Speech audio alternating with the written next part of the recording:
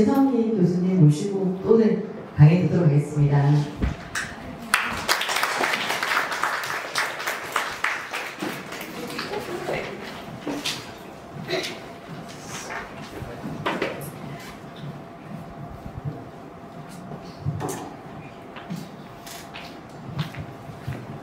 자, 방금 소개받은 신성희입니다.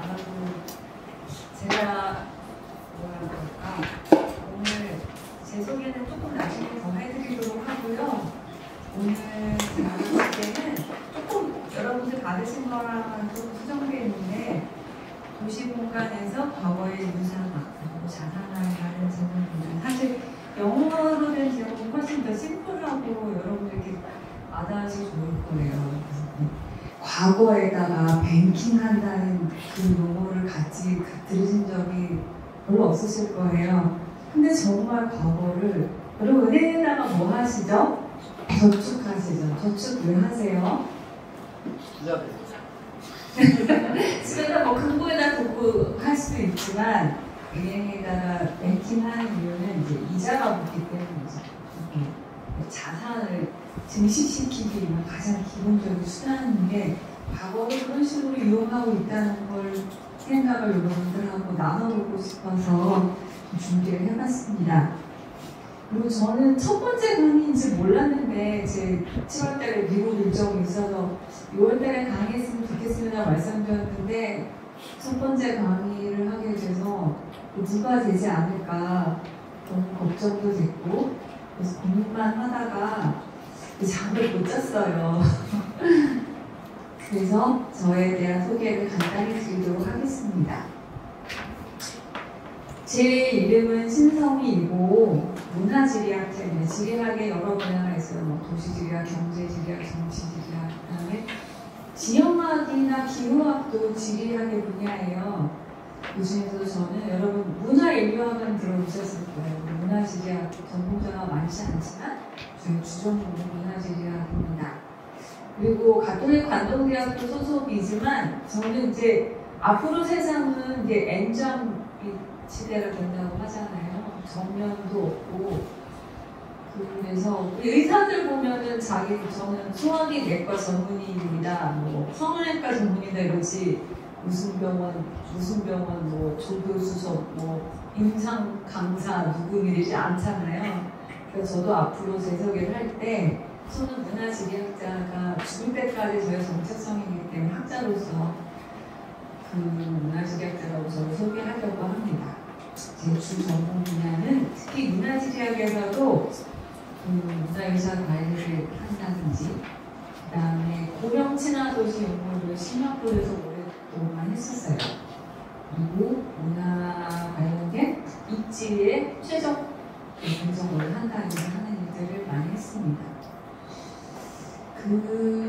제 박사학위 논문 제목은 요거예요. 장소의 선택적 조성과 자산. 장소와 자산에 대해서 제가 굉장히 오래전부터 생각을 해왔겠죠. 박사 논문은 학위 받은 게 2005년 12월 달이니까 되게 오래됐죠. 제가 그 당시로서는 박사학위를 굉장히 빨리 받았었어요. 만 29세에 받아서 박사학위 받자마자 첫 직장이 인천시에 인천연구원, 부산시에 부산연구원 있듯이 인천에 인천연구원으로 박사학위 졸업장도 받기 전에 이제 여기를 가게 됐습니다. 그래서 너무 첫 직장이고 꽤 오래 근무했어요. 2년 동안 근무하다가 제 논문을 보고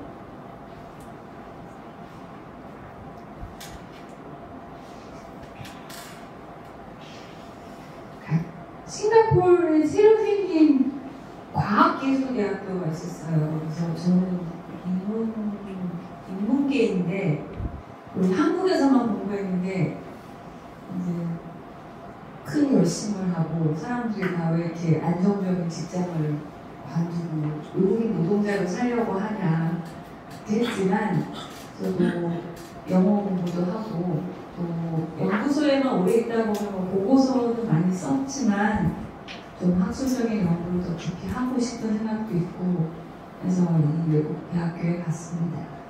그리고 일본에 아까 오 사장님께서 말씀하셨듯이 일본에 있는 대학교에 처음에 이제 오늘처럼 특강을 갔다가 학생들이 그 강의가 되게 재밌었나 봐요. 그래서 선생님 강의를 자주 들었으면 좋겠다 해서 매년 인텐시브 코스 강의를 받게 됐었어요. 인텐시브 코스 강의가 한 달 동안 아침 저녁까지 수업을 해서 한 학기 수업 다 마치는 과정이에요. 그 수업을 오랫동안 했습니다. 그리고 문화재청에서 문화재 전문위원으로 일을 했고, 이런저런 이렇게 공공 그 정책에 도움이 될 만한 일들을 해왔습니다. 그래서 뭐 여러분들한테 그래서 뭘 했다는 거냐고 궁금해하실 것 같아서 뭐 좀 생각을 해봤는데, 제가 자랑스럽게 생각하고 어렵게 도전해서 결실을 맺어서 뿌듯하게 생각하는 거 한 두세 가지 꼽으면 뭐가 있을까 생각을 해봤는데요. 인천시의 계양장 문화지구를 지정한 거예요. 여러분, 문화지구 제도가 문예진흥법상에 존재하는 유일한 공간적인 정책이에요. 문예진흥법상은 문화나 예술을 지원하기 위한 국가법인데, 이 공간을 지원하는 정책은 문화지구 제도가 유일하거든요. 첫 번째 제1호 문화지구가 인사동 문화지구고, 2호가 대학로예요. 근데 사실 이 인사동하고 대학로 문화지구를, 대학로를 보존하고 보호하기 위해서 문화지구 제도를 문화관광부에서 이제 만든 건데, 그 두 개를 지정한 이후에는 너무 그 두 지역을 맞춤형 법규를 만들다 보니까 다른 지역의 문화지구 지정하기가 굉장히 어렵고 까다롭게 돼 있어요.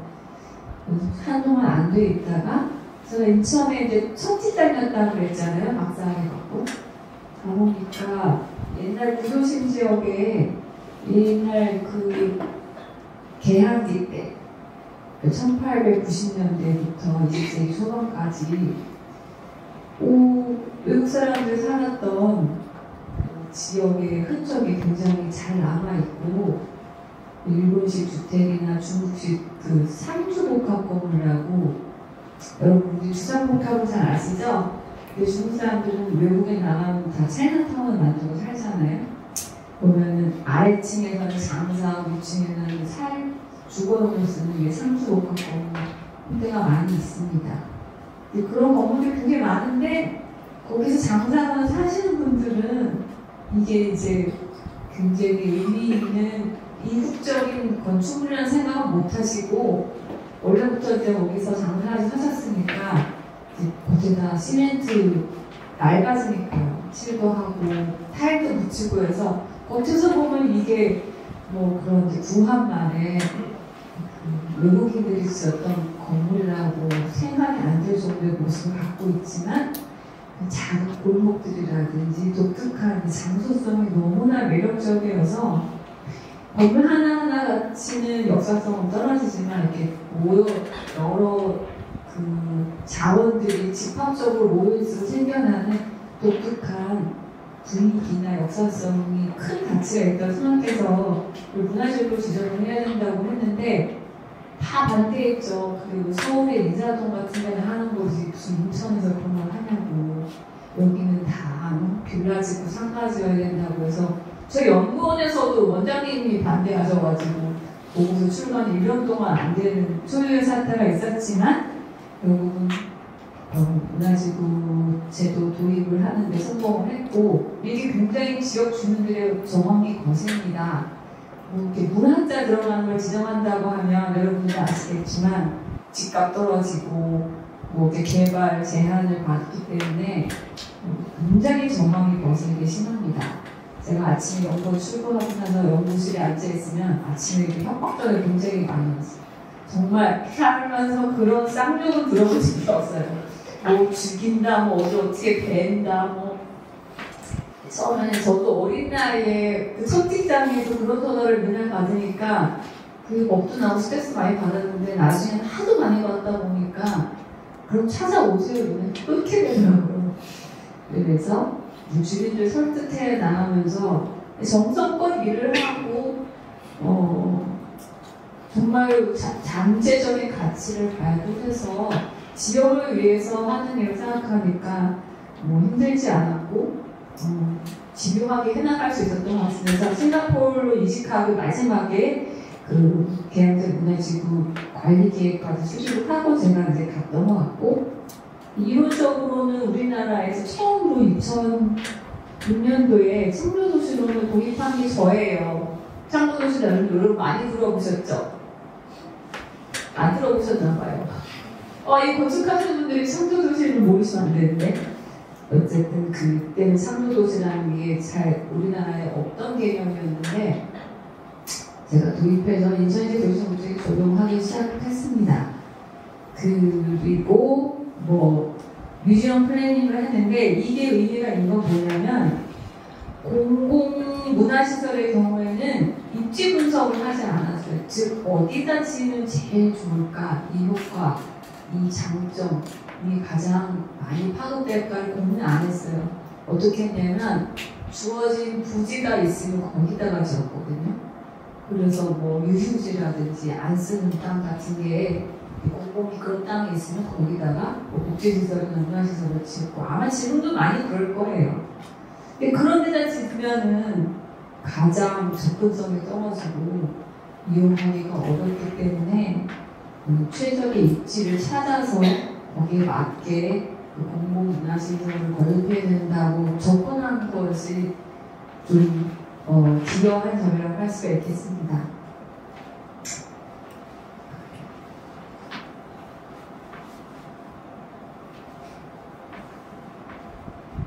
그래서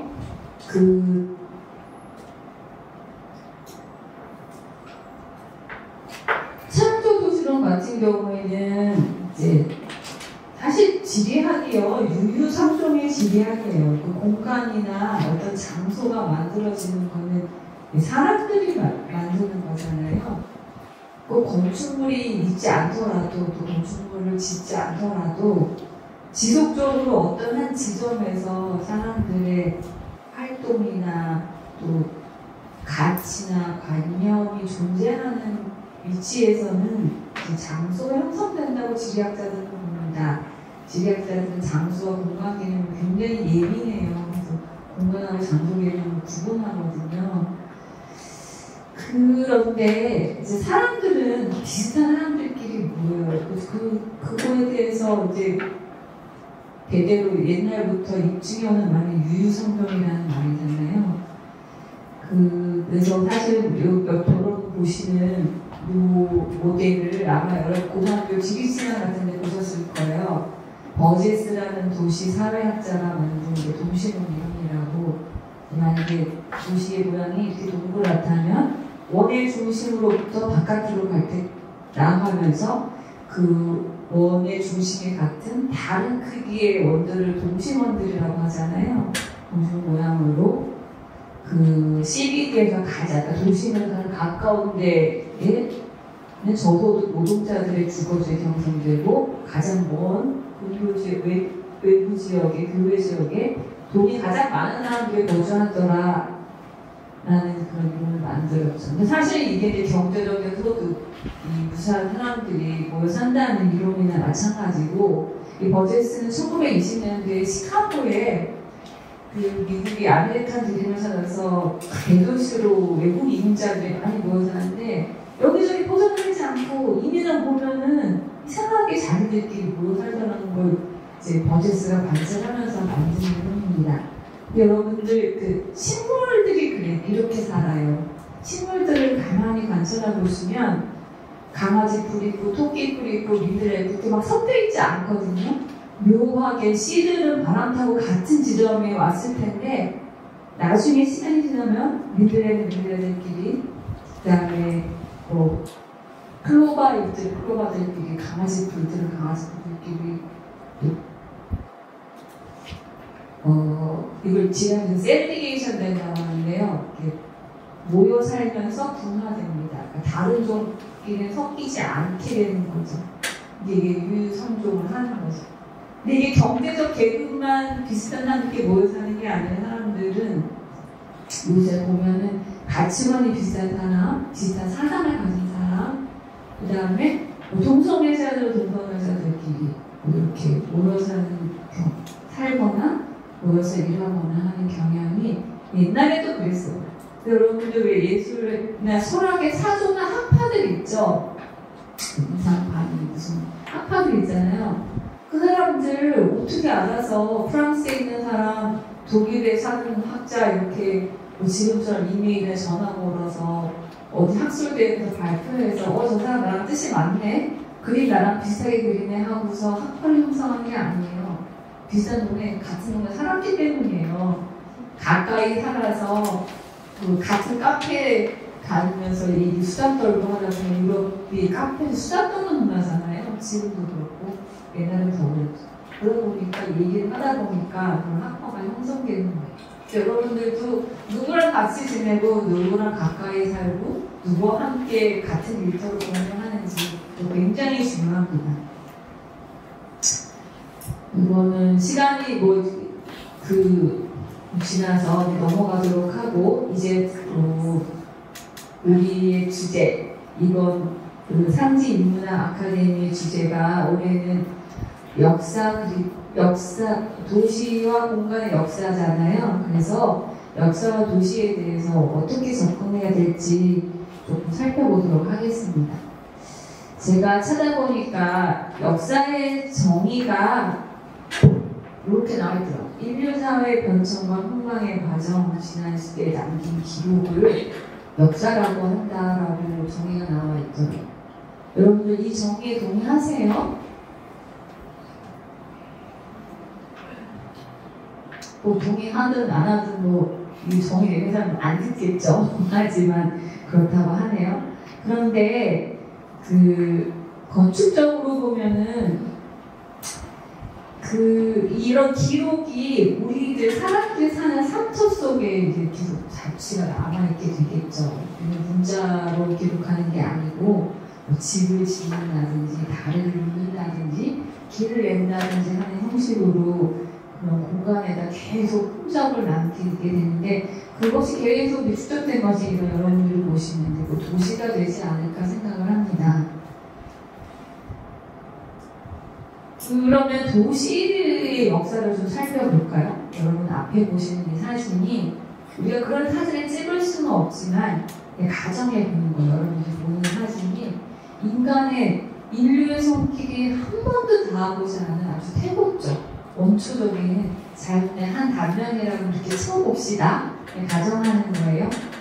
그런 자연에다가 이제 인류가 나타나기 시작하면서 뭔가 이제 변형을 하겠죠.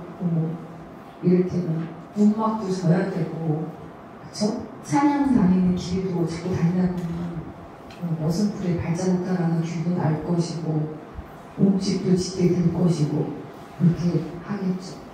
여러분 컬처라는 단어 아시죠? 그 컬처라는 단어가 어원이 컬티베이트, 경작하다라는 것에서 왔다는 거 아실 거예요. 문화 그러면은 추상적이고 또 아름다운 뭔가 일상적인 것과 벗어난 것과 많이 연상이 되지만 예술하고도 많이 연결되지만 사실은 컬처는 경작하다에서 온 거예요. 그 경작하는 거는 뭘 갖고 경작한다고 그래요? 우리 선생님 알고 그런 거 아시는 것 같아요. 네. 땅이요. 맞아요. 땅에서 어쩌라고요? 땅에서 어쩌는 게 경작하는 건가요? 심는 것부터 시작하는 거. 이분이 묘하게 알긴 아시는데 핵심 단어만 이렇게 피해서 옆에 단어를 맞아요. 땅에다가 씨앗을 심기 위해서 땅을 파는 행위, 고랑을 만든 행위가 경작하는 거죠. 별거 아니에요. 경작이 식량이 되는 작물의 씨앗을 심기 위해서 땅을 이렇게 파는 거, 파놓는 거, 그거 자체가 경작인데 그거랑 문화랑 뭔 상관이야? 그거 왜 파겠어요? 씨앗 왜 심어요? 식량을 얻기 위해서도 그렇죠? 심어서 키워서 네. 인간이 식량을 구하기 위해서 경작하는 행위는 최초로 이런 태고적 자연에 주어진 환경을 변형하는 행위. 그 변형하는 행위가 문화의 가장 본질적인. 문화는 굉장히 생존과 직결된 행위입니다. 그리고 인간하고만 연관된 단어라고 볼 수가 있죠. 여기다가 이제 계속 그런 경작을 하다 보면 눈도 생기고, 뭐 집도 짓게 되고 음악 상태에서 계속 변형을 거듭하다 보면 앞에 보신 여러분의 익숙한 경관이 바로 우리가 살고 있는 도시의 경관입니다. 여러분들 지금 앉아있는 곳을 주변을 둘러보세요. 그 인위적이거나 인공적이지 않은 게 뭐 하나라도 눈에 들어오는 게 있나요? 없죠. 사실은 이게 아까 그 태고적 자연, 인류의 손길 전혀 타지 않은 자연에 놓여진 인류가 계속해서 생존을 위해서 조금씩 변형해온 결과가 이 도시예요. 누군가 이렇게 말했다고 하죠. 신은 인간을 창조하고 인간이 바로 이 도시를 창조했다고 할 정도로 도시는 철저하게 인간의 과거를 담고 있고 또 생존을 담아온 그 자체의 공간이라고 볼 수가 있습니다. 제 말이 너무 빠른가요? 말이 빨리 끝내려고. 그래서 우리가 오늘 그 고영란 본부장님이 이번에 주제를 정하신 도시와 공간의 역사를 특히 건축하시는 분들이 공간의 역사를 다룰 때 중요한 거는 오래된 것하고도 의미가 같죠. 역사를 말하면서 금방 새로운 거, 미래지향적인 것보다는 오랜 시간에 담긴 것들에 대해서 생각을 하게 되는데 그 오래된 건축물들에는 그 낡고 뭐 허름하다 하더라도 노스텔지어가 있죠. 그리고 기억이 있죠. 사람들의 기억이 남아있기 때문에 이런 장소들이나 공간들은 그 지역 주민들에게 장소에 대한 사랑, 자기가 살고 있는, 거주하고 있는 혹은 일하고 있는 공간에 대한 깊은 사랑을 북돋는다고 합니다. 이걸 이제 토포필리아라고 하는데요. 그런 의미에서도 여러분들이 뭐 아무리 신축 건축물을 설계를 하신다고 하더라도 이런 또 장소에를 북돋을 수 있는 디자인, 그 다음에 이야기, 어떤 개념 이런 것을 가지고 하시는 것이 저는 굉장히 필요하다고 생각합니다. 그리고 건축가의 운명이라고 해야 되나? 제가 좀 생각을 해본 게 약간 특별한 게 저희 같은 학자들, 특히 지리학자는 돈 되는 일하고 관계가 없거든요. 저희가 책을 아무리 많이 쓰든 논문을 아무리 많이 쓰든 세상을 보면 못 바꿔요. 엄청난 막 그 학문적 성과를 이뤄서 네이처지에 실렸다 한들 그거 뭐 읽은 사람들이나 학자들한테 의미가 있지 뉴스에 나와도 누가 기억하나요? 세상을 1cm라도 변하는데 크게 기여하는 경우가 별로 없어요. 근데 여러분들 하는 일은 세상을 바꾸잖아요. 뭐 없던 거로 지어내잖아요. 그리고 그게 금방 사라지는 소망하는 것이 아니잖아요. 그런데 또 건축가의 운명은 내가 하고 싶은 거, 또 원하는 장소나 위치 선택할 수 없는 것 같아요. 건축주가 원하는 곳, 건축주가 지불할 수 있는 돈의 크기, 그거에 대한 제약이 있고 또 결정적으로 계약이 성사돼야 뭐 하실 수 있는 거잖아요. 근데 그런 이제 건축주들을 설득할 때 이런 그 장소에라는 측면은 굉장히 매력이 있습니다. 그래서 제가 그 상지건축이라는 회사에 홈페이지를 들어가 봤는데요.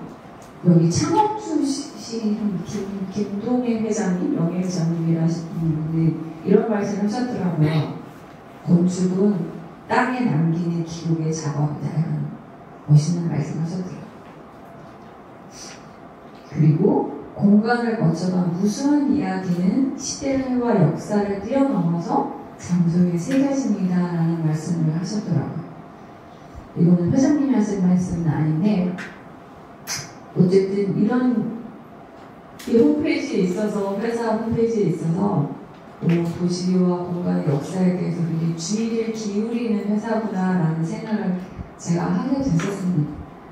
제가 사실 건축가분들하고 뭐 이렇게 깊이 있는 얘기를 나눠본 적이 별로 없는데 제가 싱가포르에서 한국에 귀국했을 때 서울대 건축학과에서 콜로키움 때 발표를 해달라고 한 적이 있었던 것 같아요. 그때 처음 건축 학도들이죠, 그분들은. 학도들 앞에서 제가 연구한 내용을 공유했던 적이 있고, 기업은 정말 별로 없는데, 제가 싱가포르에 있을 때, 인구가 고령화되면서 어디에 살아야 되는가, 고령화 테크니즘 이런 거 연구할 때, 삼성물산에서 와서 이런 강의를 해달라고 한 적이 있었어요. 삼성이 이제 앞서가는 회사인 거죠. 그때가 2010년도인가 11년도가 우리나라가 이렇게 고령사회가 됐다고 피부로 알았지 않았을 때였거든요. 그런데도 그 고령화를 고려하는 공간 계획에 대해서 삼성에서는 벌써 주의를 기울이기 시작했다는 걸 알 수가 있습니다. 그거 말고는 제 기억에 제가 요새 좀 자꾸 이렇게 깜빡깜빡하긴 하는데 건축가분들이나 또 기업에서 제 연구 성과나 뭐 업적을 가지고 얘기를 해보는 경우는 별로 없는 것 같아요. 그래서 현재는 과거로부터 이어질 것이구나 라는 생각을 여러분들 회사의 홈페이지에서 좀 생각을 해봤고요. 그러다 보니까 연결돼서 과거가 지속돼서 현재에 이르는 거고, 그러므로 현재에 남아있는 흔적을 통해서 과거를 유추할 수 있겠구나 하는 이 논리가 성립이 되죠. 그럼 이렇게 현재에 남아있는 과거 그대로구나라는 꼭 엿볼 수 있는 대표적인 게 자연이죠. 자연 환경들은. 근데 오래전부터 있었을 거 아니에요? 북한산도 오래전에 있었을 거고, 해운대 앞바다도 그랬을 것이고, 현재에 남아있지만 과거로부터 계속 이어져 오는 것. 또 경치들, 경관들도 그렇고, 어떤 건축물을 제외하고 혹은 포함하건 장소와 건축물들이 그럴 것 같습니다. 그렇기 때문에 과거를 유추할 수 있는 흔적이기 때문에 이것들이 이런 자연이라든지 경관이라든지 특정한 건축물이나 어떤 장소가 보존의 가치를 획득을 하게 됩니다. 왜 보존해야 된다고 생각하겠어요? 이걸로 인해서 과거의 흔적을 유추할 수 있기 때문이고 과거의 증거이기 때문에 보존하려고 하는 거 아니겠어요? 다른 의견 가지는 분 혹시 있으세요?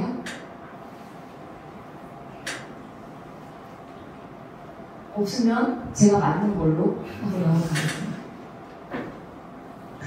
그렇다면 여러분들 지금 보이는 현재 존재하는 과거의 일부 흔적들이겠죠. 이게 과거일까? 말장난인 것 같죠. 과거의 흔적이 과거일까? 이 말이 무슨 말이냐면 지금 보이는 과거의 흔적을 통해 유추한 과거가 그대로 원래 그 당시로 넘어가면 그 당시 시점을 그대로 유추할 수 있겠는가 하는 거예요. 그냥 이거 말 그대로 직관적으로 읽으시면 돼요. 지금 보이는, 지금 남아있는 과거에 지나간 시간의 흔적이 그때 당시일까? 이렇게 한번 우리가 생각을 해봐요. 보통 이렇게 믿어지죠? 그죠? 그렇잖아요. 이렇게 경복궁, 조선시대 왕이 살았던 곳이라고 생각되지, 조선시대 왕이 안 살았을 수도 있어. 임대해 줬을 수도 있어. 가끔 중국 왕이 와서 섰을 수도 있고, 이런 생각 안 하잖아요? 그쵸?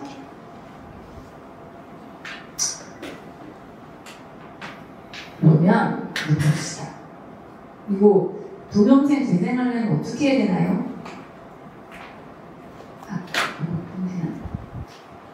잠깐 짧은 영상 하나 볼게요.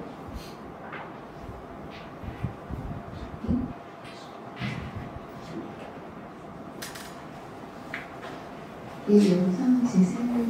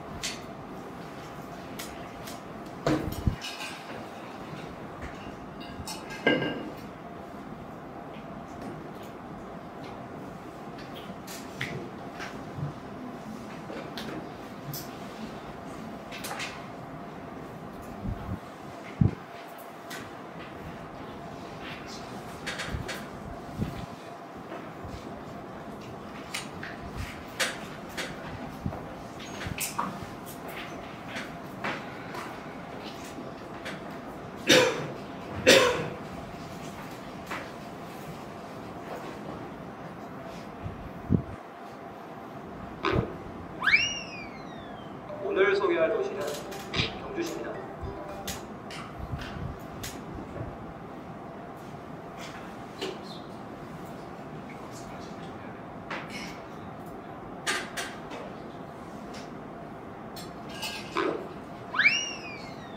오늘 소개할 도시는 경주시입니다. 한국인이면 한 번쯤 들어본 도시지요. 대한민국 대표적인 관광도시이자 3년 역사를 지닌 신라의 수도, 그리고 한국에서 가장 많이 세계문화유산에 등재된 도시 경주는 어떤 곳인지 한번 알아보도록 하겠습니다. 보이세요? 네. 경주시는 경상북도 동남쪽에 위치한 도시입니다. 북쪽에는 포항시, 서쪽에는 영천시와 청도, 남쪽에는 울산광역시가 접해 있는 도시입니다. 경주시의 면적은 1324.43제곱킬로미터로 경북도 내에서 면적이 두 번째, 전국에서 다섯 번째로 넓은 땅덩어리 네 번째로 인구가 많습니다. 지나가며 매일 경주는 삼국시대 서라벌, 금성이라는 이름으로 불리어 신라의 시작과 끝을 함께한 수도였습니다. 삼국유사에 신라 전성시지 경중 17만 8936호라는 글이 적혀 있는데, 이걸 간단하게 해석하면 신라의 전성기 때에는 수도 내에 집이 17만 8936호 있다는 뜻입니다. 한시대 평균 3명이 산다 해도 약 53만 명, 최대치로 수산하면 무려 90만에서 120만 명이라고 하네요. 와, 후덜덜하네요. 이렇게 많은 인구와 수도라는 특성 덕분에 그 당시 신라의 국교였던 불교가 크게 발달될 수 있었고, 지금까지 경주에 불교 문화유산이 많이 존재할 수 있게 됩니다. 이번에 여기까지 보겠습니다. 그리고 다음 동영상, 아까 방금 보신 영상 클립이 천년 신라의 수도 경주는 어떤 곳인가 보고요. 이거는 이제 이탈리아로 넘어가서 르네상스의 도시로 알려진 이탈리아 피렌체에 대한 영상이에요. 잠깐만 보겠습니다. 이 르네상스가 탄생하게 된 지역은 어디냐? 자, 이탈리아 르네상스의 3대 도시가 있습니다. 가장 먼저 르네상스가 탄생한 곳은 피렌체라고 할 수 있죠. 14세기, 15세기에 피렌체였었던 거고, 15세기, 16세기에 로마였습니다. 피렌체가 이탈리아 르네상스가 처음으로 출범한 곳이라고 소개를 하고 있죠. 앞에 영상은 못 봤는데, 요거는 인사동에 대한 거예요. 제가 이거 왜 보여드리려고 이제 잘 보셔야 돼요.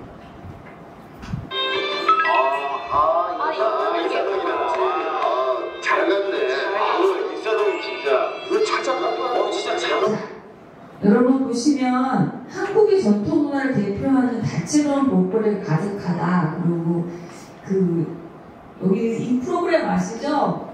MBC에서 하는 그 외국인들 친구들 와서 우리나라 여행 같이 다니는 프로그램인데, 이 클립의 제목도 한국 전통문화 1번지 인사동을 이제 입사한테 한국의 전통을 느끼게 해주려고 데리고 간 거예요. 그리고 옆에 영상은 그 옆에 인사동 옆에 북촌이 있죠? 북촌 한옥마을입니다. 북촌 한옥마을 전통 체험 이렇게 되어 있죠.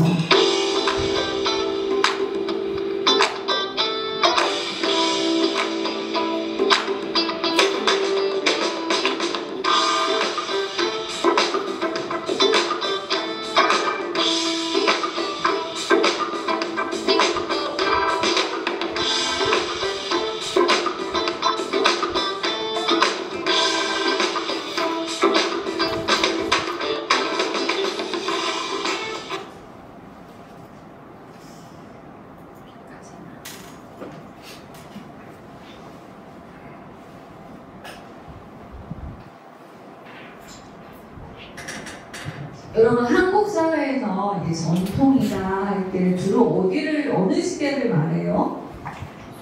주로 조선시대죠. 뭐 백제시대나 뭐 발해 이런 걸 가지고 그때 음식이나 복장 가지고 전통이라고 안 하고 비교적 현대인들한테 지금 우리의 삶에도 많은 영향을 미치는 시기가 조선시대이기 때문에 뭐 조선시대의 음식이라든지 한복, 복장이라든지 그런 비교적 관습 같은 걸 이제 전통이라고 한단 말이에요.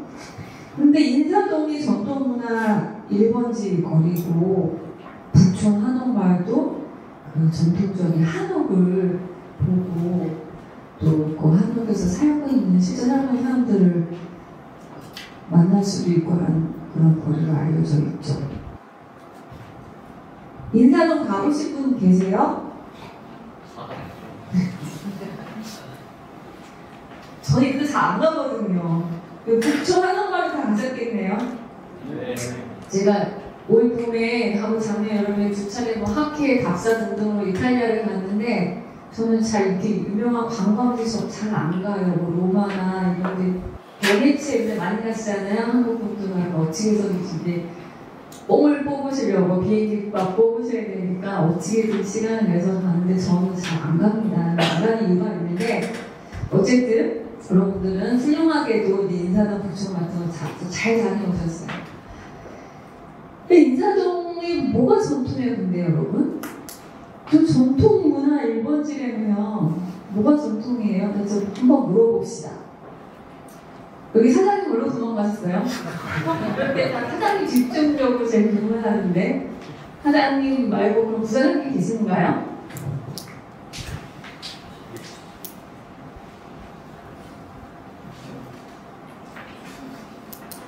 고용남 본부장님 너무 잘하실 것 같아갖고 일단 너무 제외하고 그러면은 저기 카메라 계신 여자분이 저쪽 옆에 바로 옆에 앉아 계신 분 저랑 좀 마주치셨잖아요 방금. 네. 인사동에 뭐가 전통이에요 도대체? 전통문화 1번지라는데 북촌 알겠죠? 북촌 한옥이라는 전통 문화재가 있잖아요. 인사동 뭐가 전통이에요? 감성적인 거하고 좀 연관이 돼. 전통 감성이다. 인사동은 뭐죠? 실제로 전통이 있는 게 아니라 전통 감성이 있다. 근데 뭐 감성도 근거가 있어야 될 거예요. 그래야 감성이 묻어 나오죠. 그 앞에 분 검은 양복 입으시는데 저는 1년에 한 10번 넘게 가는 것 같아요. 엄청 자주 가시는 게 시간 나가고 갈 잘하시는. 데가 없어서 근데 거기 한 바퀴 도는 게 제 같은데 저도 뭐 전통 문화라고 남들한테 자랑스럽게 여기가 전통 우리나라 전통이야라고 말하기는 저도 좀 그렇지만 어쨌든 우리가 생각하는 전통이라고 하면은 뭐 기념품부터 시작해서 전통 문양이라든가 음식이라든가 이런 것들을 한 곳에서 여러 가지를 좀 이렇게 경험할 수 있는 그런 장소이기 때문에 전통문화 거리라고 하지 않을까 싶습니다. 이게 뭐 예를 들어서 경복궁이나 무슨 능처럼 장소성이 가진 어떤 전통문화라기보다는 그냥 우리가 생각하는 전통과 관련된 물건들이나 음식이나 그런 분위기들을 여기 집합되어 있는 장소에서 볼 수 있어서 소개하고 가지 않을까 생각합니다. 오, 선생님 성함 조남이 어떻게 되십니까? 홍성필 홍성필 직위가 어떻게 되신지 여쭤봐도 본부장님. 네? 본부장입니다. 아, 우리 또 본부장님 굉장히 많으시네요. 우리 홍 본부장님께서는 인사동에 대해서 실용적인 해석을 하셨어요. 장소성의 전통적 감성이 있다기보다는 거기 가면은 한국 사람들이 전통이라고 여겨질 수 있는 뭐 한식이라든지 그다음에 뭐 부채, 뭐 그런 물건들 그런 거를 그러니까 클러스터링이 돼 있으니까 인사동은 전통의 거리 그런 것 같아요. 제가 이렇게 해석하면 맞나요? 네, 그래서 뭐 전통자 붙이고 문화라고. 이 본부장님 저렇게 말씀하시면 누가 반박하기 어려울 것 같아요. 저 정도 돼야 반박할 수 있어요. 인사동은 아까 말씀드린 우리나라 한국 사회에서 전통의 조선시대를 의미한다면 북촌도 마찬가지고요. 이게 전통 한옥이 아니에요. 그리고 인사동에는 오히려 장소성은 전통적이죠. 이렇게 골목길이 살아있다든지 저층 건물들이 유지되고 있다는 점에서는 과거와의 연계가 이어지고 있지만 전통적인 걸 굳이 찾다면 업종이에요. 업종. 전통적인 업종. 옛날에 전 인사동에 필방이 있었고 표구점들이 있었고 골동품을 거래하고 그랬던 원래 거리인데 그 거리가 그런 업종이 언제 형성됐느냐? 조선이 망할 무렵이에요. 사대부들이 망하니까 집에 있는 가보나 뭐 여러 가지 돈 될 만한 것들 내가 팔기 시작하면서 골동품 거래가 활성화된 거죠. 그리고 그 업종이 지금 등 만들고 한지 만들고 도장 말고 그런 사람들 거의 없죠. 이렇게 그런 모양으로 된 것들 수입하거나 공장에서 제작해서 오는 경우가 거의 많지. 아주 고가로 이제 수공예품으로 제작되는 거 외에는 대부분 이제 외국에서 수입해 오거나 공장에서 제작되는 것들. 그 전통 찾아볼 수 없어요. 그리고 한복집도 제가 조사해 보면 거의 없어요. 한복 말고 뭘 많이 파냐면 개량 한복이나 요즘 외국인들 좋아하는 드레시한 현대식 뭐 한복의 디자인을 차용하는 현대 옷이죠. 여러분 짜장면이 중국 음식이에요? 한국 음식이에요? 한식입니다. 짜장면 한식이에요. 중국 음식 아니에요. 한국에서 만들어진 한식이에요. 그런 것처럼 지금 인사동에서 이렇게 외국인들이 막 이렇게 입고 다니는 그 서양 드레스 같이 보이는 그 옷은 그 전통 한복의 디자인은 어느 정도 응용한 그냥 요즘 옷이에요. 요즘 원피스 같은 거. 아니면 개량 한복은 전통 한복이 아니죠. 뭐가 전통인지 모르겠어요. 여기 한식들도 전통적인 상차림 이런 거 아니거든요.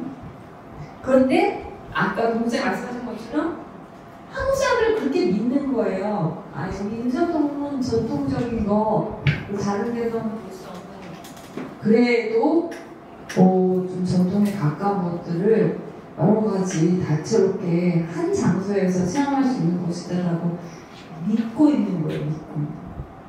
근데 따지고 보면 전통적인 게 그 장소 그 자체 외에는 찾아보기가 어렵죠. 그 다음에 북촌의 한옥으로 넘어가 볼까요? 북촌의 한옥 가면 난리 났어요. 전통 한옥을 보존해야 된다는 거. 한옥을 사랑하는 사람들의 모임. 그래서 그 북촌 한옥 하시는 아주머니들도 이렇게 모임 굉장히 결성돼서 이게 정치 집단이에요. 목소리도 크고 하신데 그 한옥은 일제강점기 때 한양에서 경성이라는 도시, 서구식 도시 계획이 도입되면서 갑자기 이제 이촌향도 현상이 많이 일어났어요. 원주에서 많이 서울 한양 외부 지역에서 유입되어 온 인구들이 거주 공간이 없잖아요. 그래서 빠르게 이 거주 공간들을 해결하기 위해서 대량으로 만든 약식 한옥이에요. 오늘날로 말하면 약간 주공 아파트 같은 거. 근데 당시에는 고층으로 건물을 지을 수 있는 기술이 없었으니까 아주 약식화된 한옥 형태로 대량 집합 주거 형태를 만든 것이 그 북촌에 있는 한옥이라고 보는 게 더 정확해요. 그래서 조선시대 전통적인 한옥하고는 상당히 거리가 있죠. 모티브가 이제 한옥이 있고 건축 재료들이 조선시대 그 건축지로들하고 맞닿아 있으니까 그렇게 보일지 모르겠지만 어떤 건물의 짓는 방식이나 소유하는 방식이나 구조나 여러 가지 측면에서 근대 건축물이에요. 근대 건축. 전통 건축물이라고 말하기보다는 근대 건축물이라고 보는 게 훨씬 더 정확하죠. 그런데 이제 우리는 어쨌든 아파트나 이런 오피스텔 건물하고 다르니까 아, 전통적인 강옥이구나, 한옥이구나라고 믿어지는 건데 누가 먼저 이런 말을 했는지 모르겠어요. 도대체 북촌의 한옥을 전통의 한옥이라고 하고 인사동을 전통을 체험할 수 있는 전통문화 1번지라고 누가 이렇게 명명했는지 모르겠어요. 또 원래 그래야 이렇게 되는 거예요. 유명해서 유명해지잖아요. 그 다음에 또 제가 아까 보여드린 이 피렌체나 경주 같은 경우는 심각합니다.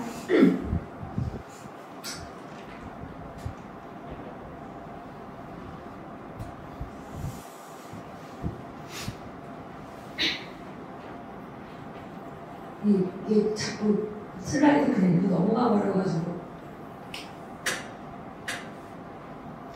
여러분들 중에 로마나 피렌체를 가보신 분이 있으세요? 가보신 분 손 좀 들어보실래요? 오, 어디 다녀오셨어요? 네? 일단 다 갔다 오셨어요? 그때 한 번에 가셨을 때 다 오신 거죠? 아, 여러 번 가셨어요? 왜, 어떻게 그 많은 비용을? 여행을 가려고 하는 거죠. 상디 건축이 연봉이 굉장히 또 높은가 봅니다. 다니기 훨씬 도와주죠. 자유로운 용이었어요. 이 로마 가면은 이제 중세시대 그 로마인들의 흔적을 엄청나게 많이 볼 수 있죠, 그렇죠? 그리고 여러분들 뭐 요즘에는 여행 그 유튜브 보면 뭐 다 많이 나오잖아요. 막 안 가도 될 것처럼 랜선 여행할 수 있게 곳곳에 뭐 로마 맛집은 뭐 안 가고도 다 알 수 있을 것 같아요. 어디 가서 커피 마셔야 되는지, 어디 가서 젤라또 먹어야 되는지, 파스타는 어디가 무서 먹어야 되는지 너무 자세히 나올 정도로 그 여행 그 유튜브들이 많이 나오죠. 근데 이제 로마식이 중세시기가 다 조명이 돼 있고 피렌체는 르네상스에다 다 집중이 돼 있습니다. 유적들도 그렇고. 근데 이제 여러분들 많이 갔을 법하고 경주를 한번 경주나 공주를 여쭤볼게요. 경주 가보신 분, 안 가보신 분 있으세요? 다 가보셨어요? 경주 하면은 어떤 식의 유적을 제일 많이 보실 수 있으세요? 흔적을? 하면 신나죠, 그쵸? 그래서 경주는 문화재청에서 왕경도시 특별추진단이라는 조직을 신설을 했어요. 그 조직을 하는 일이 이제 경주를 지금도 가뜩이나 신라시대의 유적이나 흔적이 많은데 아주 그냥 더 철저하게 지금까지 발견 안 된 것까지 발굴을 해서 철저하게 천년 왕국으로 성신신라시대의 모습으로 복원을 하겠다고 만든 조직이 왕경도시 추진단입니다.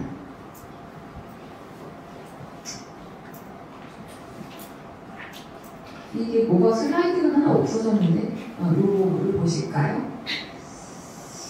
옆에 여러분들 지금 보시는 이 그림이 무슨 그림이냐면 그 신라 왕경도시단에서 여러 전문가, 학자, 외국인 전문가까지 동아시아 전문가들까지 정해서 만든 옛날 신라 시대 때 경주의 모습을 복원한 그림이래요.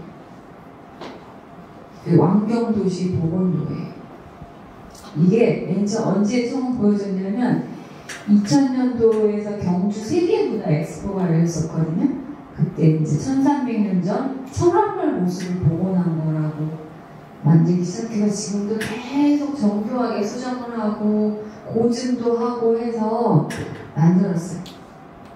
이랬다요, 서라버리 1300년 전에. 이거 어떻게 복원도를 만들었을까요? 그 그런 기수전이 이수전이 하지 마시고, 여러분들은 다 건축가분들이시잖아요. 이거 어떻게 이렇게 상상해낼 수 있었을까요? 상상도가 아니라 정확한 명칭이 복원도예요. 여러분, 복원에는 여러 단계가 있거든요. 재현하는 단계도 있고, 원래 실사와 공일하게 표현해내는 이제 복원이 있는데, 복원의 가장 강도가 높은 단계도 복원도라는 표현을 아주 과감하게 문화적으로 쓰더라고요. 이거 어떻게 복원해냈을까요? 1300년 전에 서라발 모습을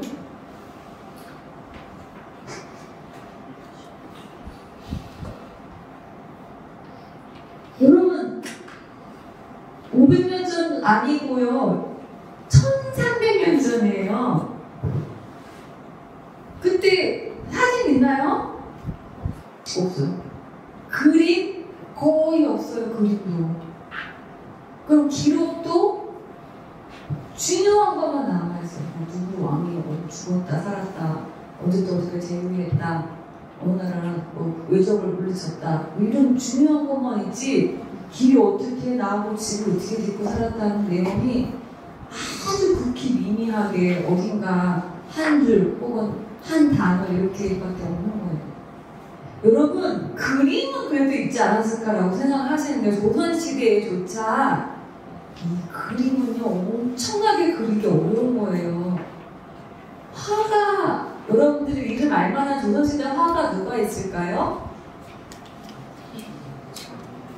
신윤복. 그죠? 또 왜 여러분들 복화스러워 그러세요?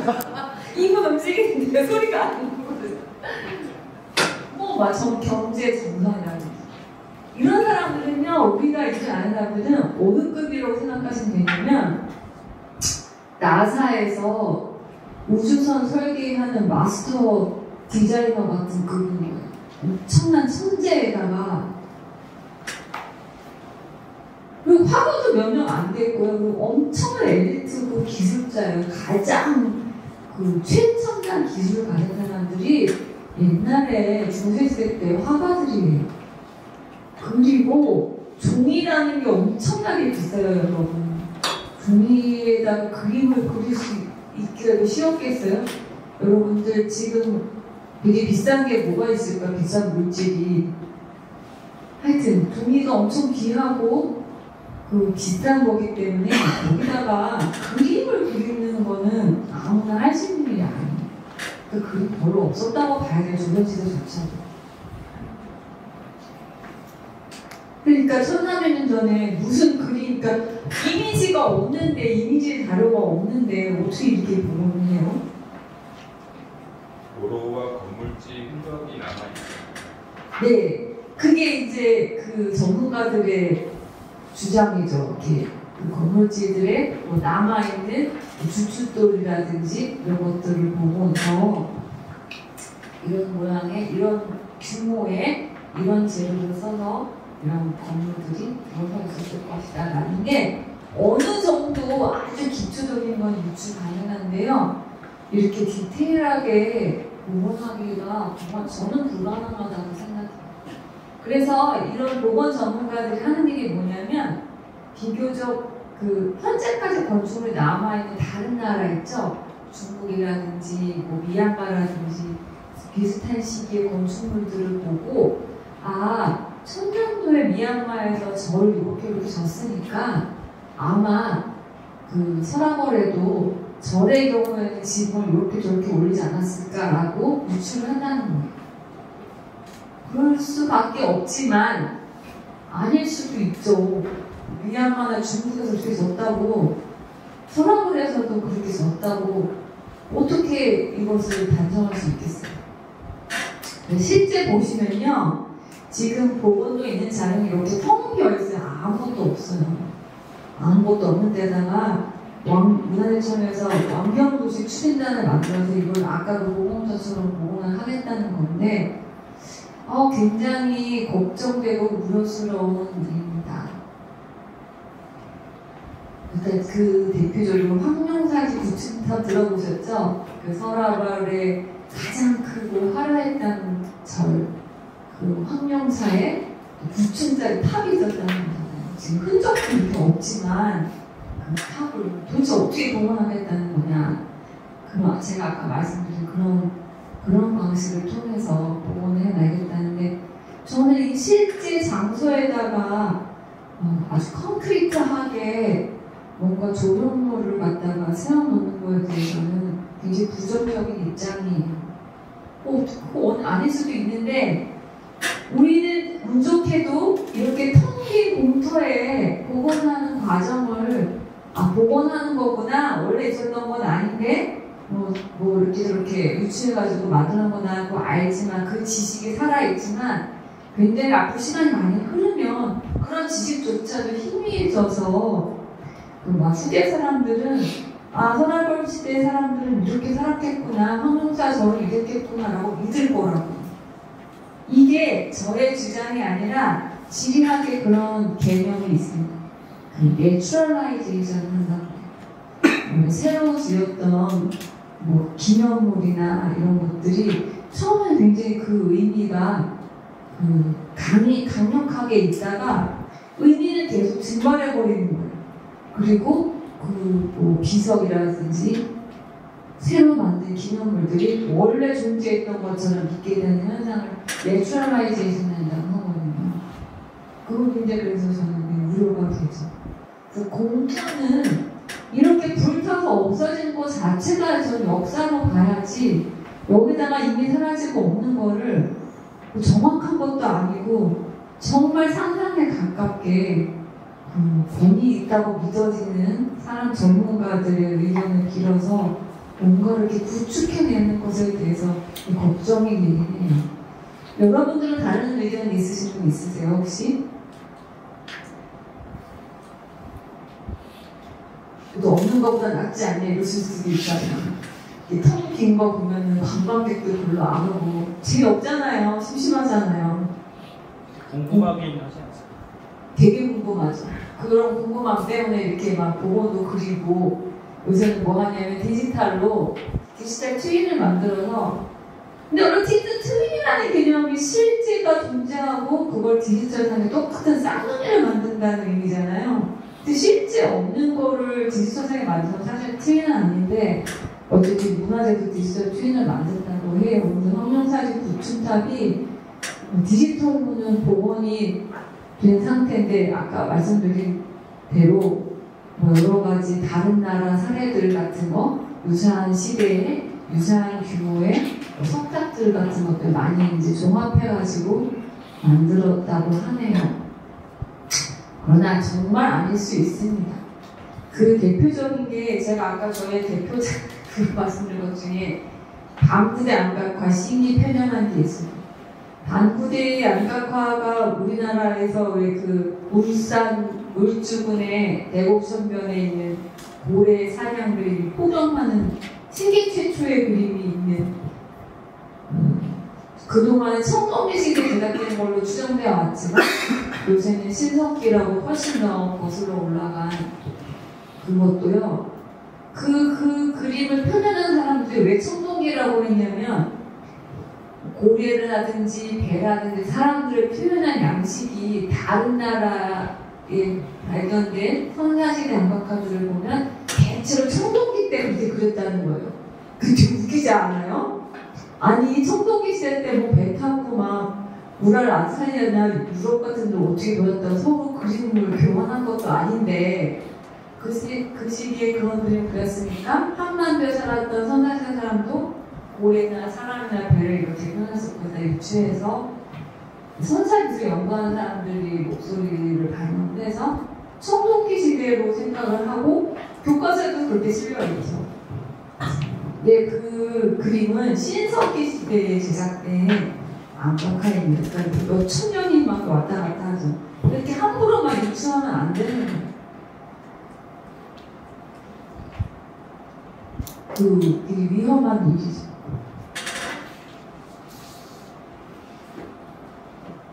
그런데 여러분, 이런 펑빈 공터도 이렇게 애써서 문화재청에서 우리 경주시에서 많은 돈과 자원을 투입해서 이렇게 뭔가 그 신라시대가 존재했던 건 확실하니까 가시적인 것들을 재현하거나 복원하려는 이유가 뭘까요?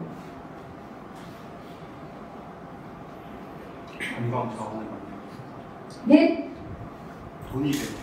맞아요. 관광객들 와서 원래 경주가 관광 도시긴 한데 더 적극적으로 관광의 볼거리, 체험거리를 만들어내려고 하는 거죠. 근데 이게 우리나라에서만 이러는 게 아니라 여러분들이 제가 답사갔던 곳인데 그 포르투갈과 저희 스페인이 같이 붙어 있잖아요. 국경선이. 그 국경지대에 코아강이라는 요 강이 흘러요. 연필 보면은 우리나라 약간 양평 이런 데 같죠? 정말 비슷해요. 이 가미공유 하천이나 이런 모습이 경관이 굉장히 우리나라 이렇게 남한강 유역과 비슷한 저기 코아강 유역이에요. 들어보면 비슷한데 여기 어마어마하게 고고 유적 발굴을 하고 있어요. 이 강변에 있는 바위들에서 구석기 시대로 추정되는 그 바위 그림을 아까 말씀드린 암각화들이 많이 발견된 거예요.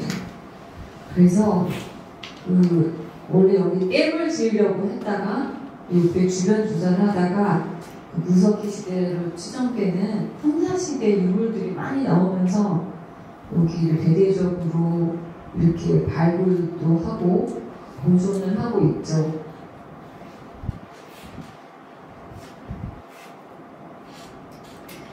이거는 또 그 코아강 주변의 모습인데요.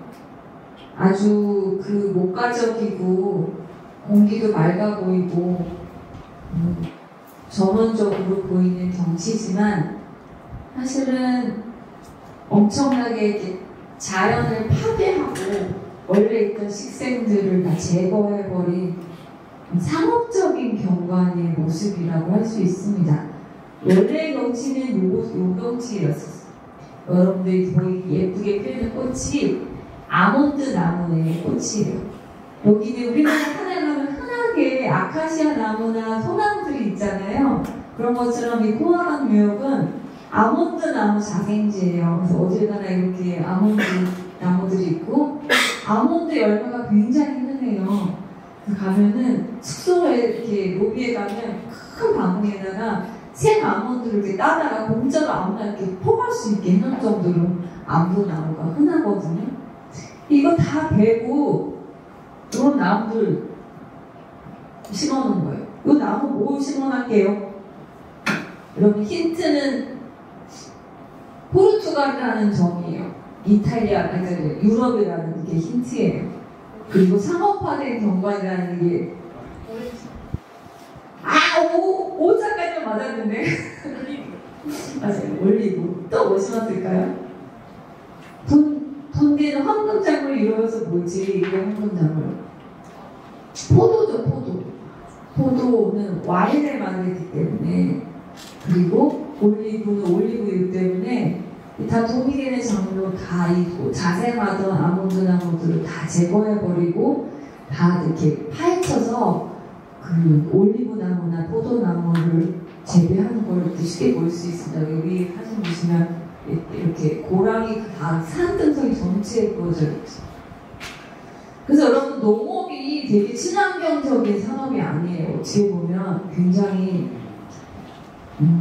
자연환경을 파괴하면서 극단적인 상업화된 그런 산업이기도 합니다. 그래서 아까 보신 그 코아강 유역의 그 바위 그림들을 대대적인 발굴 조사를 하고 보존을 해서 결국은 이렇게 세계유산으로 등재가 됐어요. 한 2만 점이 발견이 됐고요. 우리는 올죽은 그 대곡전 앞에 있는 꼴랑 방구대 안각 하나도 너무 소중해가지고 그 안에 못 들어가요. 굉장히 멀리서 이렇게 막는 방법을 봐야 되잖아요. 근데 여기는 그 강변 전체 바위라 바위 2만 점이면 다 대충이나 뭘 그려놨다고 봐야죠. 근데 그 암각카드를 보니까 이 코아강 유역의 암각카드를 보니까 방구대 암각카가 얼마나 훌륭한 한반도인들이 그 그림 솜씨를 지는지 알겠더라고요. 정말 생물도감 보듯이 고래들이 자세하게 묘사되어 있거든요. 근데 이 코아강변에 있는 그 안면성 그림 보면 막 이렇게 이제 곡선들이 막 어지럽게 있어요. 근데 이제 해설사를 설명할 때도 이렇게 보면은 양이고, 이렇게 보면은 무슨 뭐 호랑이고, 사자고 그렇대요. 그리고 그렇게 여러 가지 선 중에 뭐 이렇게 저렇게 이어가지고, 뭐 양이네 곰이네 하면 그 웃기면은 뭐 아니라고 하기도 그렇고, 참 애매한데, 그리고 어떤 바위는 정말 막 선들을 구지구지하게 막 엎어낸다 그러놨거든요. 그게 뭐 스파게티형 그림이에요. 참 이름도 잘 갖다 붙인다라고 생각했는데, 아무튼 그 뭐 편년을 해보니까 구석기 시계로 밝혀져서 세계유산으로 등재가 되어 있는 지역입니다. 여러분, 이런 그 우리나라 남한강 주변 양평 같은 데도 이렇게 세계유산으로 등재가 되면 장소의 지위가 격상이 됩니다. 세계유산으로 등재되는 순간 유네스코로부터 인증을 받고 보고도 받고 지원금도 받고 또 국가로부터도 막대한 지원금을 받고, 그리고 평생 관광객이 드나들지 않던 지역인데 외국인 관광객들도 고고하게 관심 있는 전문가나 외국인 학자들도 반드시 한 번씩 들리게 되는 명소가 갑자기 장소의 지위가 변하게 되죠. 그렇기 때문에 우리나라 여러 지자체들에서도 문화재, 국가 지적 문화재로 등재되려고 한다든지 여러 가지 세계유산에 등재되는 노력을 엄청나게 기울이는 것도 그 장소의 지위가 격상되기 때문에 그렇고, 그 격상된 결과로 땅값이 오른다기보다는 관광객의 유입으로 수익이 막대하게 창출되게 있는 효과 때문입니다. 오늘날에는 그렇죠. 과거에는 그래도 역사적으로나 학술적인 가치가 높다는 이유, 그 순수한 그 목적 하나로도 보호를 하고 보존을 하고 유산으로 등재시키고 했지만, 요즘에는 이 지금 말씀드린 경제적 수익 효과를 도모하는 게 없다면 이렇게까지 적극적으로 그 애를 쓰고 노력을 하지 않죠. 이런 자연과 도시의 관계하고 통해서 이제 그 공간의 역사를 다시 한번 생각을 해보자면, 다시 이제 자연으로 돌아와서 여러분 자연의 정의를 찾아보면 이게 되게 놀라운 게 한자하고 네이처라는 영어 단어가 어원이 거의 똑같아요. 스스로 그러하다는 뜻이래요. 네이처도 그리스어의 스스로 그러하다는 어원을 가지고 있고, 한자어도 그렇다는 뜻이잖아요. 원래는 뭐 그런 뜻이라고 하네요. 그리고 데이빗 하비라는 학자의 경우에는 자연의 특성이 오랜 세월에 걸쳐서 이게 장기간이라는 게 중요해요. 장기간. 다양하다는 게 중요해요. 많은 복잡한 요소들이 서로 유기적 상호 의존성을 가지고 있는 특성을 가지고 있다. 그러니까 자연이라고 할 때는 기본적으로 하루아침에 갑자기 인위적으로 존재하는 게 아니라 여러 가지 복합적인 것들이 오랜 세월에 걸쳐서 상호 의존성을 가지고 있어야 되는 특성을 가지고 있다는 거죠. 그래서 자연은 보통 이게 문화랑은 이게 대비하는 개념으로 오늘날 지금 최근 아니지만 비율 최근까지 그 학회에서도 이렇게 받아들여져 왔죠.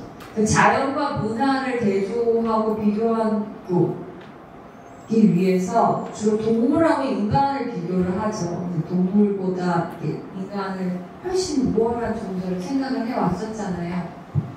아닌가요?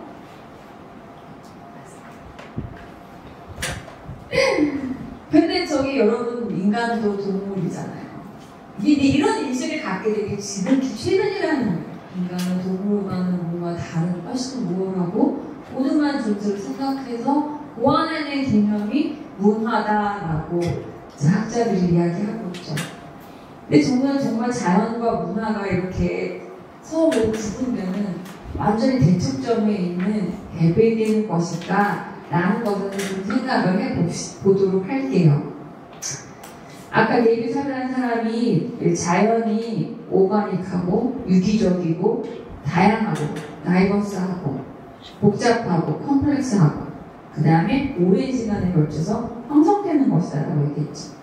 자연의 모습을 보면 이 지구 표면 같은 걸 보시면 뭔가 이렇게 인간 사회하고는 동떨어진 객관성을 가진 그런 존재로 혹은 그런 대상으로 인식하는 경우가 많습니다. 자연하면.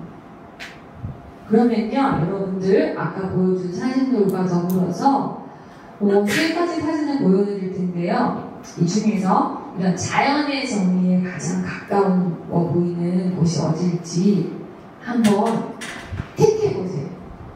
얘가 1번, 2번, 3번이.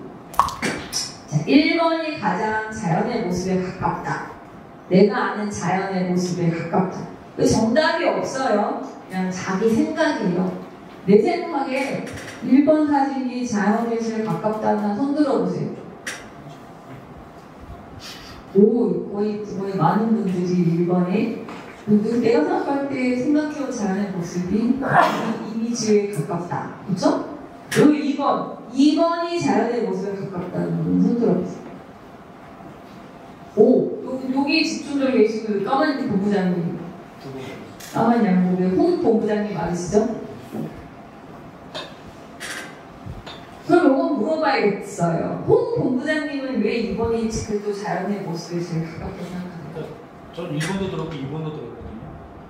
그리고 왜 양다리? 제가 생각하는 자연은 1번도 2번도 다 자연이라고 그냥 직관적으로 느껴집니다.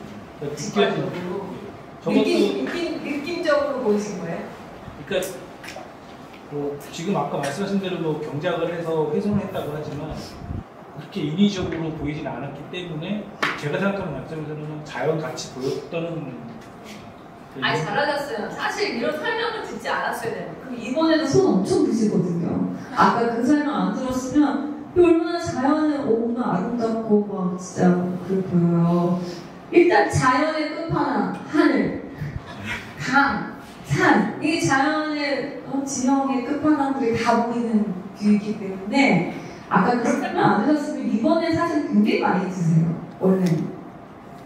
자, 그러면 2번 손 들으신 분가 여기 집중을 계셨는데 한 번만 더 여쭤볼게요. 아까 손 드셨잖아요. 이 중에 누가 드셨잖아요. 2번이 자연이다. 내 눈에는 2번이 자연일세 하는 분. 그쪽에 많이 계셨는데 이러시기에요? 일단 3번으로 넘어가겠습니다. 3번이 자연의 모습에 가깝다. 내 생각에는 3번이 자연에 가깝다. 이분이 이렇게 자기 주관 강하신 분들 3번에 드시더라고요. 한 분도 없으세요? 그래도 한두 명 드시는데? 여기 삼지건축 되게 집단 문화가 이렇게 강하게 그런 곳인가요? 1번 사진은요, 여러분, 미국에 있는 국립공원 사진. 국립공원 사진이고, 2번은 아까 설명드린 대로 포화강 유역의 올리브 나무와 포도나무 경작지들의 모습이고, 3번은 홍콩의 도시의 야경이에요. 누가 봐도 상식적으로 3번이 제일 자연에서 거리가 멀어 보이죠? 그쵸? 근데 여러분, 이거 잘 생각해 보셔야 돼요. 국립공원이 자연을 보호하고 있는 곳이잖아요. 그죠? 그래서 출입도 많이 제한시키고 동식물 보호도 많이 하고 그런 곳이 국립공원이잖아요. 국립공원은 철저하게 인위적인 공간이에요. 자연의 모습 그대로 보기 어려운 공간이 국립공원이에요. 왜? 일단 국립공원이라는 법규를 만들어야 되죠. 그렇죠? 법규가 존재해야, 제도가 존재해야 국립공원을 지정할 수 있잖아요. 그리고 이거 엄청 문화적인 거죠. 그렇죠? 그다음에 어디서부터 어디까지 국립공원을 지정한다 하고 인위적으로 범위를 구획을 하죠. 이것도 인위적인 거죠. 그 다음에 여기서 그 현존하는 뭐 식생의 종류, 동물의 종류 이런 것들 다 파악을 해서 개체 수가 감소하지 않도록 굉장한 관리를 해요. 조금 새의 개체가 줄어든 것 같다. 새의 먹이를 엄청 많이 갖다.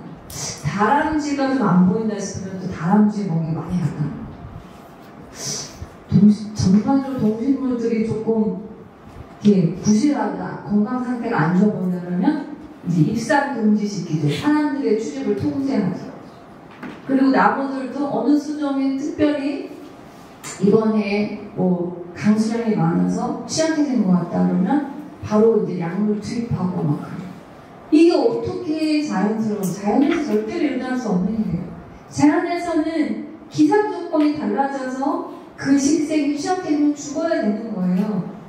그리고 어느 해 겨울에 도토리의 양이 적어서 그걸 먹이로 하는 다람쥐의 개체수가 줄어드는 게 자연스러운 거예요. 이거를 안 줄어들게 먹이 주고 수의사들 들어가고 조병하는 사람들 들어가서 뭐 이렇게 요즘에 나무들도 막 이렇게 수액 맞더라고요. 이 굉장히 인위적인 엄청난 제도와 문화와 과학과 기술의 결과로 남아있는 게 저런 모습인 거지 자연 그대로의 모습이라고 볼 수 없지만 우리는 사람들의 손에 타지 않는 원초적인 자연의 모습은 저런 모습일 거야 라고 상상한다는 거죠. 이렇게 믿어지고. 그래서 자연의 모습이라고 볼 수 없어요. 아까 자연의 정의가 뭐였어요? 원래 그런 것이야. 원래 이러지 않아야 되는 모습이에요. 그 다음에 이 사진은 더 설명드릴 건 없죠. 아주 인위적인 상업적인 공간이 돼버렸죠. 근데 그럼 나머지 설마 3번이 자연의 모습이라고 하시려고요? 3번이 오늘날 최근의 사회과학의 이론에 의하면 가장 자연스러운 모습이에요. 아까 자연의 정의 중에 뭐가 있었죠? 오랜 시간에 걸쳐서 여러 요소들이 생존을 위해서 상호작용해서 만들어진 거. 도시잖아요.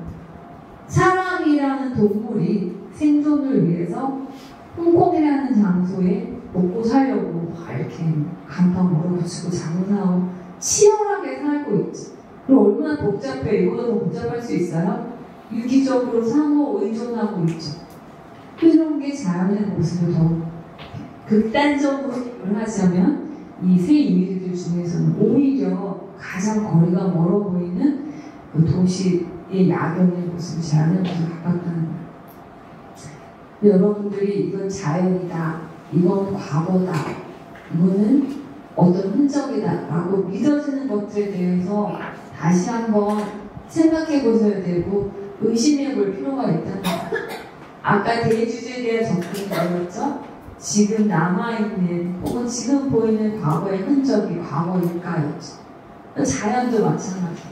지금 남아있는 우리가 자연의 모습이라고 믿고 보존하고 있는 자연이 자연 그대로일까라고 의심해 봐야 됩니다. 그렇지 않아요. 그래서 항상 의도되고 연출된다는 거를 여러분들한테 말씀을 드리고 싶습니다. 그 자연과 문화를 얼마나 그동안 어거지로 구분을 해왔냐? 여러분들 건축하시니까 왼쪽 사진 굉장히 익숙하시죠? 이거 그 스페인 나온 뭐 천재 건축가 가우디의 가진 성당이라는데, 근데 여러분들은 궁금한 게 왜 가우디가 천재예요? 저 정말 몰라서 물어보네요. 뭐 건물이 되게 난해해 보이긴 해요. 이러니까 300년 걸려서 짓죠. 전 300년 근데 다 못 졌대 아직도. 왜 뭐가 특별해서 천재 건축가라는 건 거예요? 그 스페인 여행하면 꼭 가우디 건축물 가야 되잖아요. 누구 설명해 주실 분 없으세요? 이러면 또 본부장이 결정을 하면서 가우디 건축물은 이 사그라다 파밀리아만 갖고 설명을 하기에는 뭐하지만 천재라는 거에 대한 기준을 뭐 여러 가지로 볼 수 있지만 그 당시 가우디가 설계하려고 건축하려고 했던 설계 당시에 지금 기술로도 어려운 그런 계측 방법이라든가 거중 방법 같은 것들을 같이 고민하면서 했기 때문에 천재라고 부리지 않았을까라고 하는 거죠. 아니 저 정말 몰라가지고 도대체 뭐가 이렇게 천재스러워서 설계 건축하려고 하는데 지금 기술로도 하기 어려운 뭐 계측, 거중이라는 건 무거운 걸 들어 올린다는 건가요?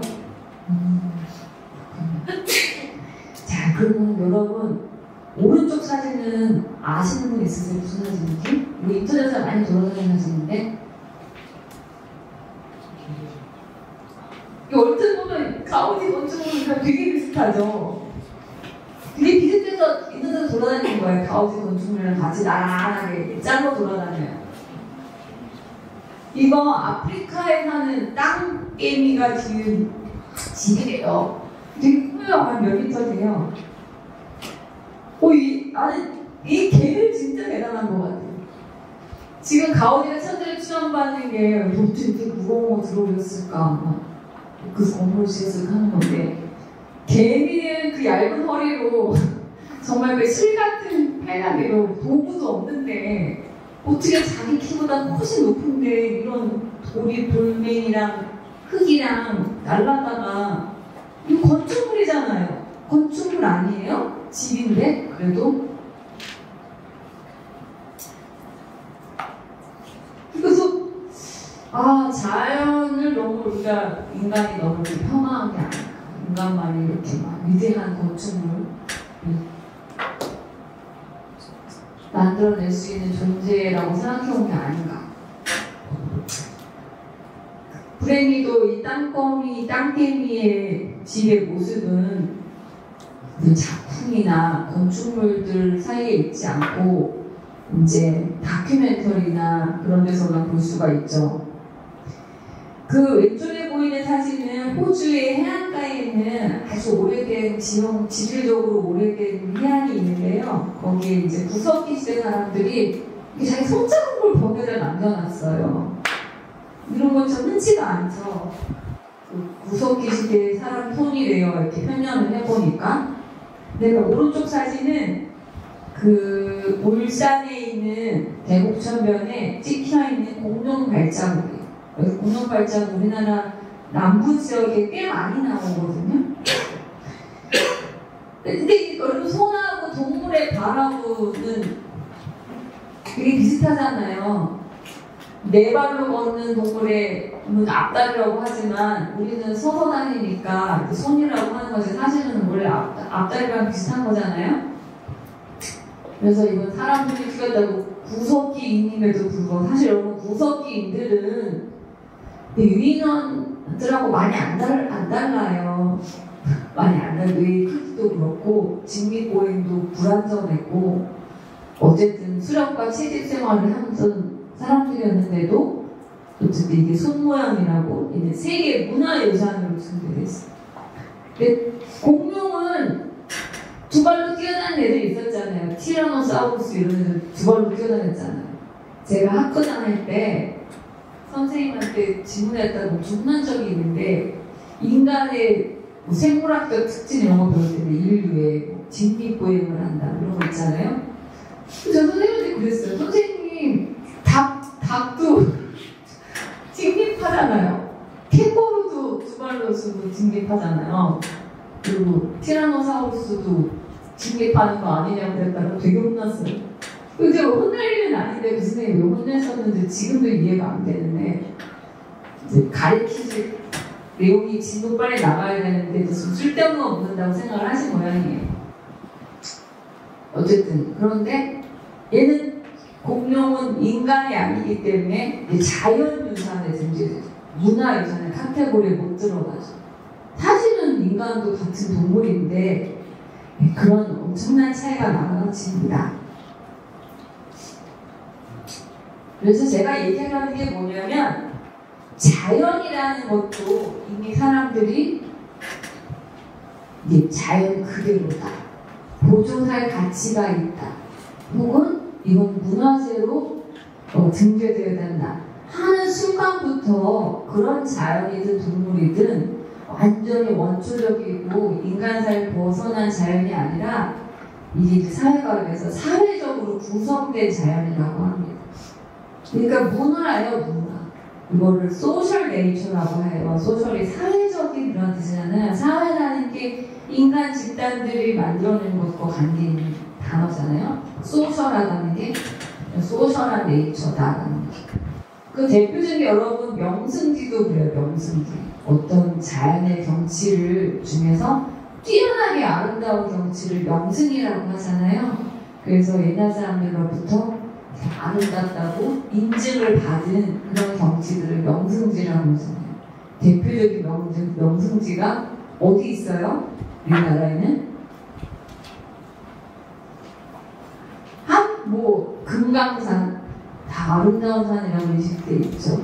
이런 명승지들이 사실 여러분 자연은 인간에게 이렇게 아름다움의 대상이 아니었어요. 자연을 어떻게 한가하게 인간이 아름답다고 생각하고 즐기고 감상합니까? 여러분 생각해보세요. 자연은 공포의 대상이고 미지의 대상이고 그렇지 인간한테 편안하게 아름다움을 향유할 수 있는 대상이 아니었어요. 편안하게 된 시기부터 아름답다고 느끼게 된 거죠. 그런 자연의 모습을 사실 이런 대표적인 소셜 네이처, 사회적으로 구성된 자연의 모습. 이게 이론적인 거는 넘어가도록 하겠습니다. 근데 이런 거를 설명하는 이론 중에 하나가 있는데요. 존 어리라는 학자가 있어요. 여러분들이 들어보셨는지 모르겠어요. 모빌리티라는 말 들어보셨죠?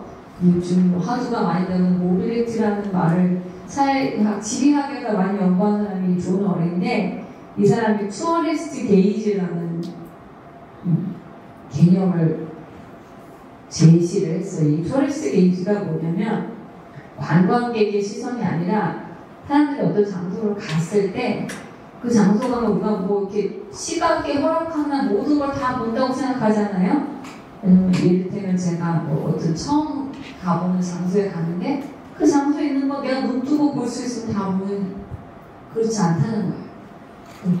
어떤 장소에 처음 간 사람은 내가 보고 싶은 거 혹은 이미 그 장소에 대해서 알고 있는 것만 보거나 보게 된다는 거예요. 이게 무서운 사실이에요. 다른 거 안 보여요. 내가 그 장소에 대해서 이미 알고 있는 거나 아니면 그 장소에 대한 이미지를 갖고 있거나 보고 싶은 것만 보게 된다는 거예요. 그거 일단 투어리스트 게이지라고 했어요. 그러니까 어느 장소에 가서 여기는 인사동 가서도 여기는 전통의 거리다라고 믿고 갔기 때문에 그렇게 보는 거예요. 북촌에 가서도 이건 조선시대 전통 가옥들이 남아있는 곳이라고 하니까 의심 없이 그렇게 본다는 거죠. 사실 새로 지은 한옥도 훨씬 많거든요. 서울시가 북촌에다가 한옥을 지을 때 건축비나 개보수비 같은 거 상당 부분 지원을 해줘요. 내가 알기로는 제가 알기로는 수천만 원까지 지원해주는 걸로 알고 있어요. 그래서 전통과는 무관하게 새로 지은 한옥도 많은데 그 자세히 보면 알 수 있거든요. 그런 거 안 보인다는 거죠. 전체적으로 전통 가옥이라고 알고 왔으니까 그렇게만 본다는 거죠.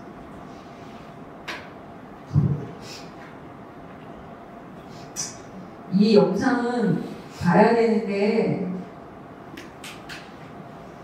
이게 지금 비디오 재생이 잘 안 돼서 이게 지리학자들만 그렇게 얘기하는 게 아니라 이 투어리스트 게이지가 형성되는 거는 원래 인간의 뇌 구조상 그렇대요. 기억이 뇌가 원래 편집된대요. 뇌는 가장 인지 기관 중에 효율성을 추구하는 장기라서 원래 알고 있던 걸 빨리 보려고 하지 이미 기존의 지식이 없거나 관심이 없는 것까지 감지하려고 들지 않는 거예요. 그래서 이런 투어리스트 게이지 같은 현상이 충분히 뇌과학적으로도 밝혀진 거죠. 지금 몇 시인가요? 빨리 끝내야 되는데 큰일 났네. 그래서 쭉 넘어가면 인천의 이제 자유공원 같은 사례는 그 여러분 자유공원 얘기 전에 좀 전에 메가더 장군상 있고 가면 이렇게 여기 메가더 장군상이고 여기 이제 한미 수교탑이에요. 한 몇 미터 간격을 두고 같이 서 있어요. 그래서 자유라는 말도 사실 미국을 상징하는 경우가 많죠. 우리나라에서 자유, 총명, 이렇게 보수적이고 친미적인 성향을 가진 단체나 장소에 자유자가 많이 붙습니다. 자유공원이라는 말이 붙어 있지만 사실 인천에 원래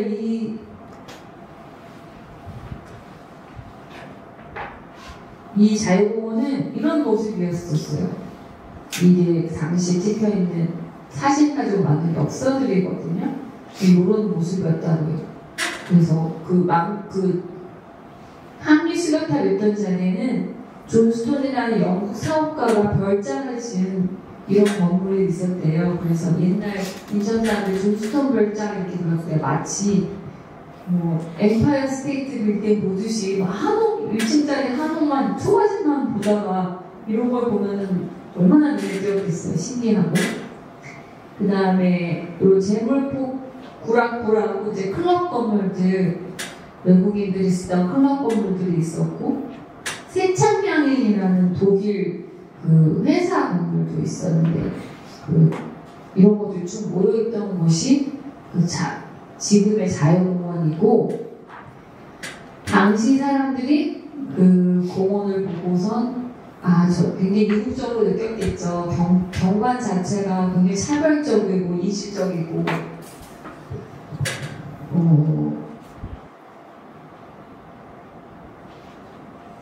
그래서 조선 사람들, 그러니까 당시 인천 살던 조선 사람들, 인천 사람들은 여기를 만국공원이라고 불렀대요. 여러 외국 사람들이 막 코 높은 사람, 얼굴 하얀 사람들이 돌아다니면서 살기도 하고 집도 짓고 하니까 만국이라는 의미가 유니버설하다는 의미잖아요. 만국공원이라고 불렀다고 하더라고요. 근데 지금은 6.25 때 이 조선 별장 다 폭격받고 해서 다 이제 멸실되고 없어요. 이 재물포 구락구 정도 남아있어요. 아주 온전한 형태로 남아있습니다. 그 다음에 이때가 이제 조계지였는데 중국 사람들 모여 살던 청국 조계지, 일본 사람들 모여 살던 일본 조계지는 비교적 남아있는 것들이 꽤 많이 있어요. 그래서 넘어가면 이걸 원거리에서 본 경관이 이런 모습이었어요. 맨 위가 자유공원이 있던 자리에 지금 이 사진에는 독일 회사라든 세창양행 건물이 보이죠? 그리고 중턱에는 러시아 사람, 이탈리아 사람, 영국 사람들이 모여 살았다고 하고 여기가까지가 외국인 쪽이에요. 이게 은봉산이라는 야트막한 산이에요. 이 산을 좀 내려오면 여기가 인천 항이 있는 바다예요. 재물포가 있어요. 그래서 여기서 배가 들어오면 배 세워놓고 이렇게 올라가서 조계지를 만드는 거죠. 여러분 조계지는 외국에 세우는 치외법권 지역이죠. 이 땅 뺏기는 거나 마찬가지예요. 영국 쪽에도 그런데 영국 사람들이 조선의 법과는 무관하게 그 영국의 법에만 적용이 되는 조선 속의 영국 영토나 마찬가지처럼 되는 거죠. 조계지가 그런 거거든요. 그리고 여기 밑에는 조선인촌이 있죠. 이 조선인촌에는 이제 초가집들, 조선 서민들이 살던 집들이 많이 모여있는 되게 귀한 사진입니다. 근데 이제 지금은 인천에서 이렇게 개항장 문화지구도 지정하고 근대 거리를 경험해 보려는 사람들이 모여들면서 팬시한 카페나 레스토랑이나 공방들도 많이 생기고 하는데 이때를 많이 복원하려고 해요. 그리고 아까 자유공원 메가더 장군산 꼴보기 싫은 사람들이 철거하고 옮기려고 하고 옛날에 이 남북공원의 모습으로 복원하자고 하는 거죠. 과거의 시점을 선별하는 거죠. 사실은 복원하려면 이것부터 해야죠. 우리 원래 교수들도 굉장히 계세요. 그리고 그 학자적인 건축 입장과 또 다른 건축가들의 입장은 다를 수가 있지만 이건 역시 이런 인천 사례에서 똑같은 장소이지만 과거의 시점을 선택하는데 왜 그럼 인천 사람들은 이 만국공원 시기로 복원을 하자고 하나?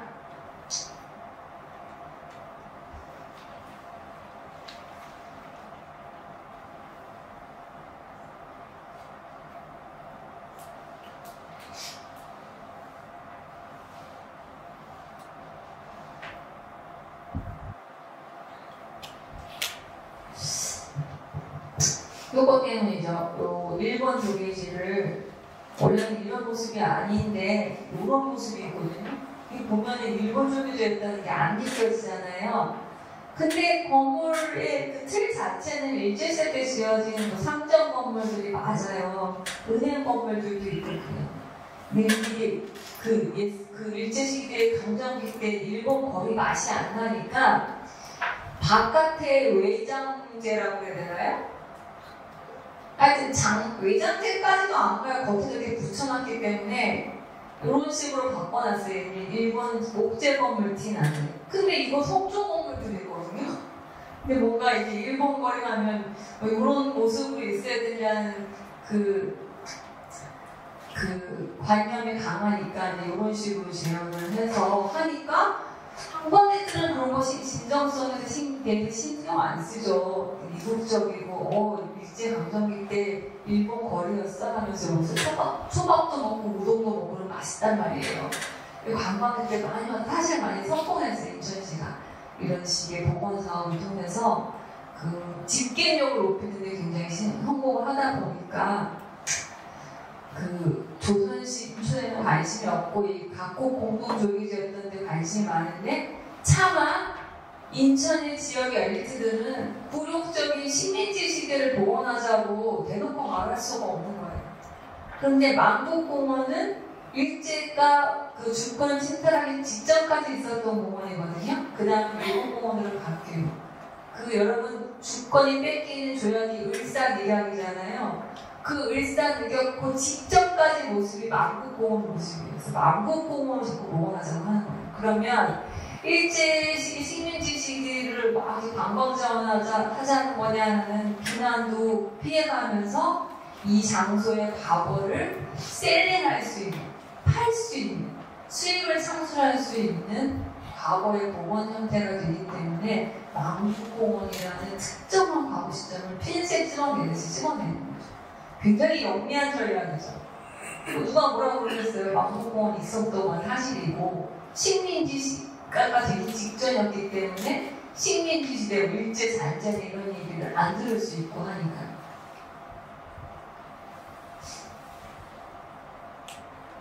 이렇게 해서 이런 과거의 장소에 남아있는 흔적만 복원하거나 보존하는 게 아닙니다. 자연의 지형이나 기상현상도 지금은 보고도 하고 상업화되기도 하죠. 그랜드 캐년이나 제주나 숲 같은 데 이렇게 요즘은 기업들에서 많이 보호운동을 참여하고 일부러 매입을 해서 어떤 개발도 하지 않는 보존 형태를 취하는 것 같지만 사실은 자연을 사유화하는 거죠. 그래서 그런 회사들이 알고 봤더니 나중에는 그 자기네들이 매입을 해서 보호하고 있던 거에서 나오는 맑은 물을 가지고 생수 사업을 하죠. 대표적인 네슬레랑 다산이라는 생수 회사가 있어요. 덕적계인데 사실 코카콜라에서 만든 생수 회사거든요. 다산이 같은 데서 자연보호구역을 매입을 해서 보존을 하면서 막대한 돈을 쓰면서 어머 되게 좋은 기업인가 했는데 나쁜 건 아니죠. 거기서 이제 생수를 만들어 생산해서 전 세계에 판매하고 있죠. 바람 같은 경우도 제주도 같은 경우에는 풍력 발전한다고 그 바람을 갖다가 상품화하고 사유화하는 거죠. 근데 제주 사람들은 격렬하게 반대하죠. 굉장히 광활한 범위에 걸쳐서 풍력 발전하려면 큰 풍차 같은 거 만들어야 되는 거 아시죠? 그런 것들을 세워놔야 되니까요. 갈등이 굉장히 심하죠. 그 다음에 경주 완경도시 입장 만국공원 복원하는 거 다 어떤 점에서는 긍정적인 게 있는데 저는 사실 그래요. 경주에 신라만 있었던 거 아니잖아요. 조선 사람들도 살았잖아요. 경주가 큰 도시였었어요.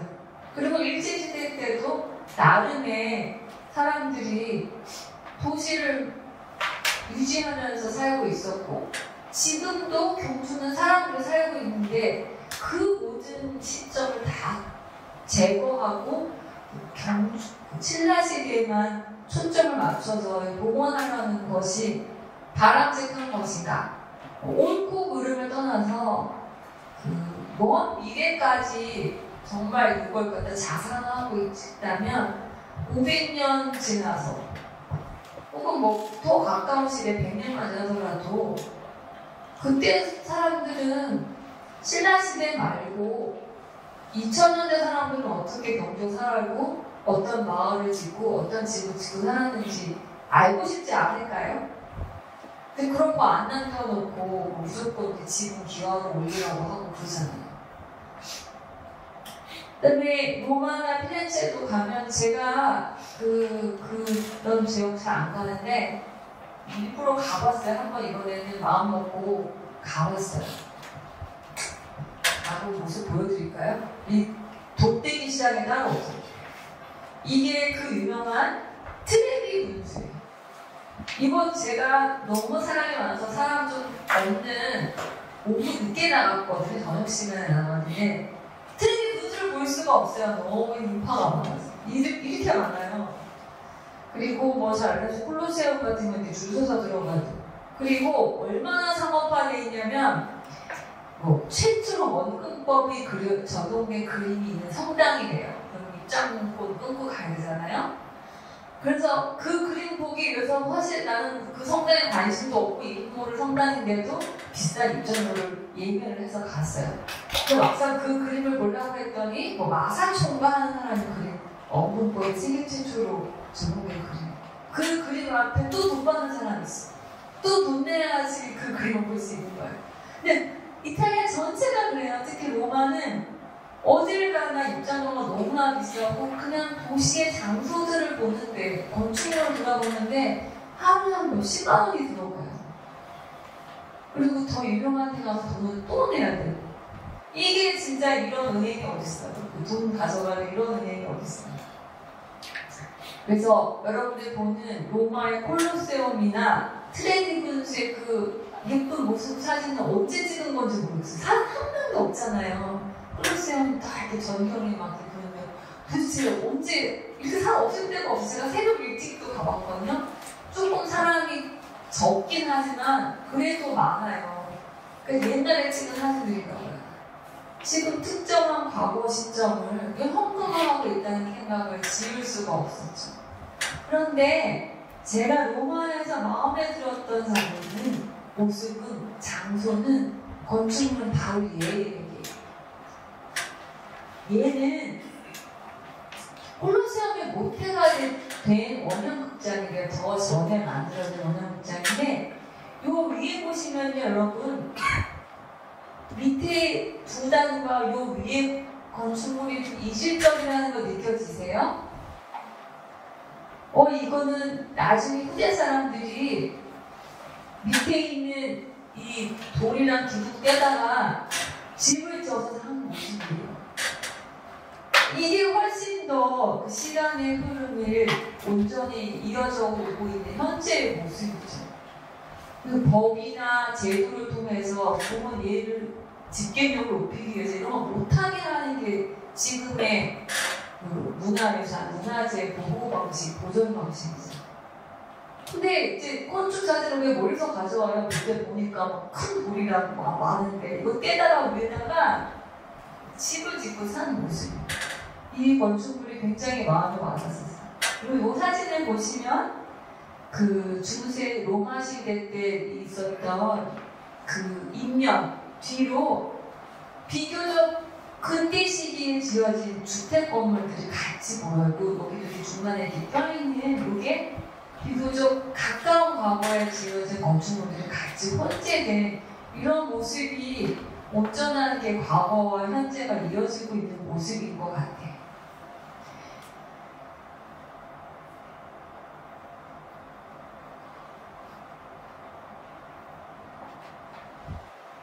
아이고, 갑자기 감사합니다. 너무 안 되는데.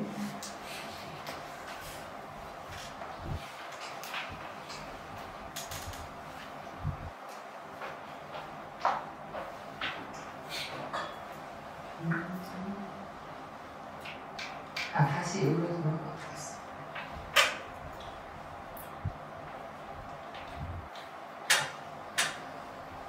그래서 이렇게 로마가 중세시대 피렌체시가 지금 사는 피렌체 주민들에게 엄청나게 많은 불편을 야기하면서까지 르네상스 시기를 보존하고 더 이상의 변화를 조금도 해오지 않는 그 이유는 과거와 역사를 너무 소중하기 때문에 뿐만이 아니라 명백한 경제적 수익이 있기 때문이라는 거죠. 그렇게 보존함으로써 집행력을 통해서 현금을 가지고 오는.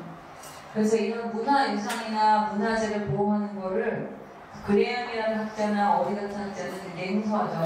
Love for sale이라고. 팔리기 위한 사랑이다 라고 아주 일관하고 있죠. 그래서 이런 걸 가지고 저는 이제 과거를 자산 뱅킹하는 거다라고 보게 되고, 이런 개념을 갖다가 이제 학술적인 발표를 할 생각인데, 여러분들한테서 먼저 아직 정리 중인 상태로 개념을 소개를 해드릴 수 있게 된 것 같습니다.